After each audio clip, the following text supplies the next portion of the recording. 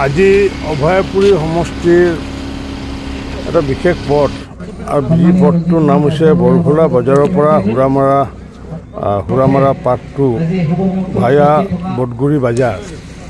কিন্তু এইটোতকৈও এই পথটো বিশেষ পথ এইকাৰণে কৈছোঁ যে এই পথটো আমাৰ ইতিহাস প্ৰসিদ্ধ শ্ৰী শ্ৰী ৰঘুনাথ বিগ্ৰহ মন্দিৰ যি সত্ৰ, এই সত্ৰৰ কাষেৰে পাৰ হৈ যাব আৰু এই সত্ৰৰ কাষেৰে পাৰ হোৱা পথটো এতিয়া প্ৰায় 5.50 মিটাৰৰ নতুনকৈ RIDFৰ জৰিয়তে মাননীয় মুখ্যমন্ত্ৰী ডক্টৰ হিমন্ত বিশ্ব শৰ্মা ডাঙৰীয়াই এইটো অনুমোদন জনাইছিলে। আৰু এই যিহেতু আমাৰ যি মন্দিৰ বা সত্ৰত যিহেতু ইতিমধ্যে মাননীয় মুখ্যমন্ত্ৰী ডাঙৰীয়াই আনটাইড ফাণ্ডৰ জৰিয়তে এক নতুন আধুনিকৰণৰ জৰিয়তে ব্যৱস্থা কৰিছে, সেইটোৰ লগত সংগতি ৰাখি নিশ্চিত ওপৰত এই পথটো ৰাইজৰ কাৰণে নিশ্চিত ওপৰত এক সুবিধাজনক হ'ব।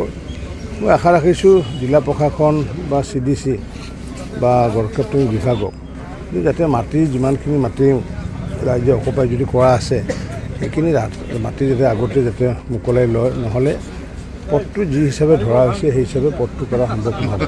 সেইকাৰণে ৰাইজকো সহযোগ কৰাৰ কাৰণে মই আহ্বান জনাইছোঁ আৰু মুখ্যমন্ত্ৰী ডাঙৰীয়াক ধন্যবাদ জনাইছোঁ। আমাৰ লগত স্থানীয় বিধায়ক প্ৰদীপ চৰকাৰ ডাঙৰীয়া আছে, স্থানীয় ৰাইজসকল আছে, সকলোকে মই ধন্যবাদ জনাইছোঁ।